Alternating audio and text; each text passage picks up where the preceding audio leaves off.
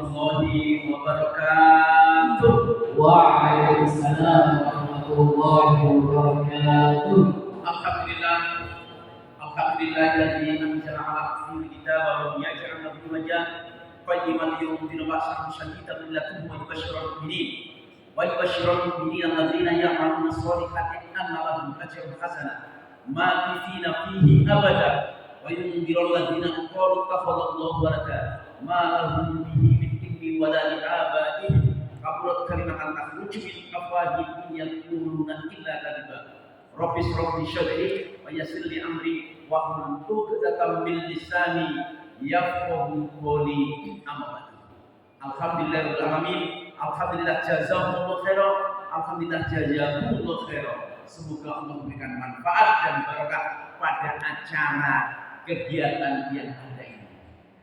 Bapak Ibu yang saya hormati, Bapak Kepala Sekolah yang dan diwakili Bapak Wakil Kepala Sekolah Urusan Keseluruhan, Bapak Sadakuddin, yang tentunya adik-adik sudah kenal semua. Hanya saja yang kita sayangkan kemarin kegiatan begitu banyak yang datang, cukup lumayan lah di masjid.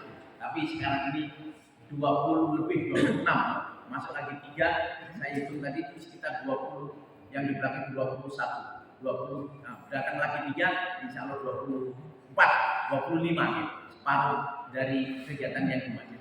Nah, mudah-mudahan ini ada berkahnya. Saya pada kesempatan ini, pertama saya mengajak kepada kita semua untuk mensyukuri nikmatnya Allah. Bersyukur. La in sakartum la azidannakum wa la in kafartum inna adzabi lasyadid. Jika kalian itu mau bersyukur, la in sakartum la azidannakum. Niscaya aku akan menambah. Ditambah apanya? Ditambah kesehatannya, kewarasannya, kesuksesannya, kesemarakannya di dalam ibadah kepada Allah.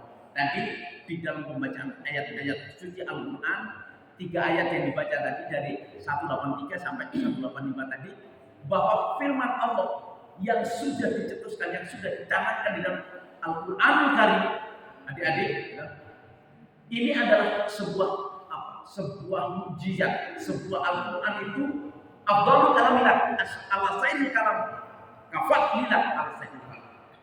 Kefadlannya Al-Quran itu mengalahkan seluruh tulisan, seluruh buku yang ada di muka bumi. Seluruh buku. Afdhalul kalamilah al-sayyidil kalam kafadlilah. Sebagaimana mengalahkan Allah, menguasainya Allah kepada hambanya. Jadi mari kita simak lagi pada ini nanti harus fokuskan bagaimana di dalam bulan suci Ramadan ini kita menuju ke sana, menebar hikmah, menggapai maghfirah dan menuju pada generasi yang diridhoi oleh Allah. Mudah-mudahan.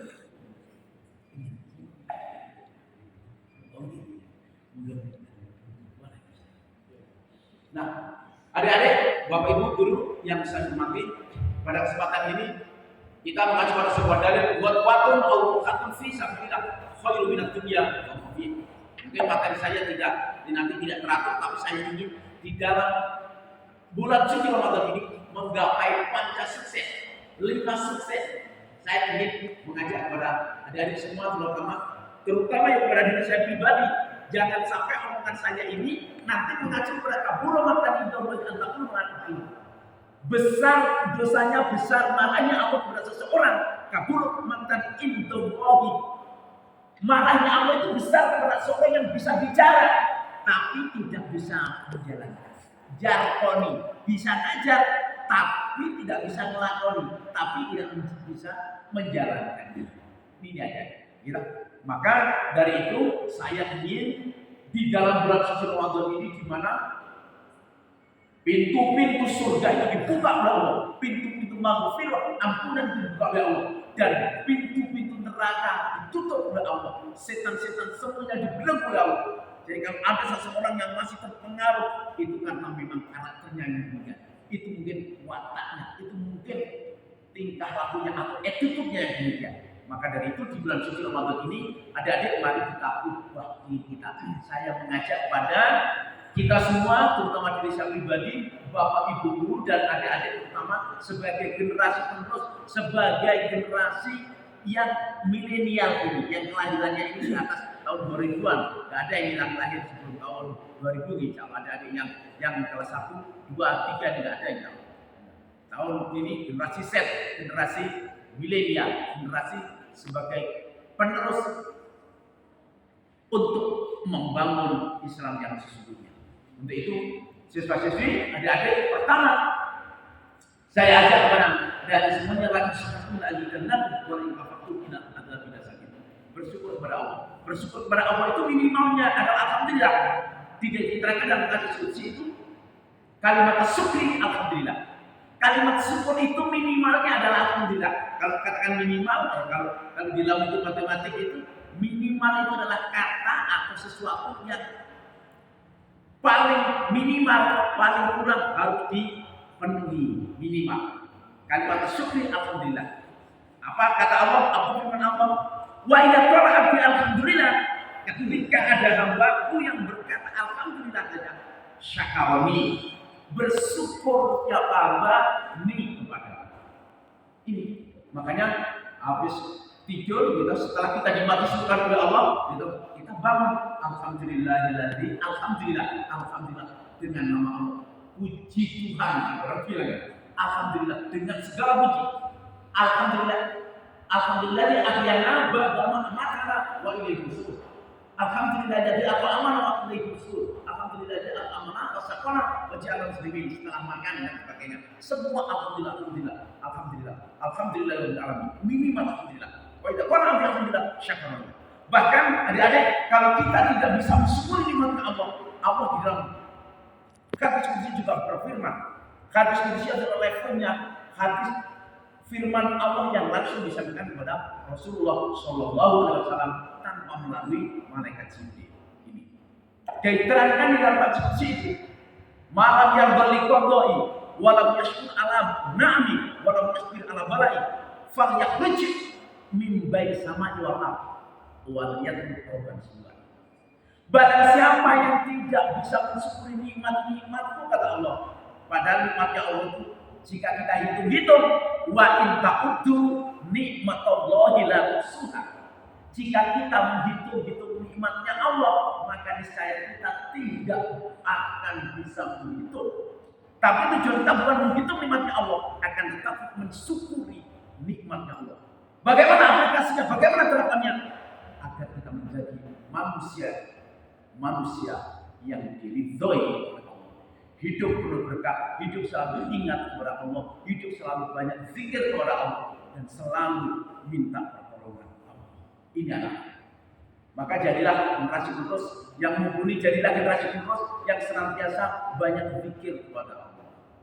Nah, di dalam fal yakhruj min baini samai wal ardh wal yatlu qurban suai. Padahal di dalam tata surya mulai dari Saturnus, Merkurius, Venus, Bumi, Mars, Jupiter, Saturnus, Uranus, Venus, Pluto, kira ada 9 tata surya itu.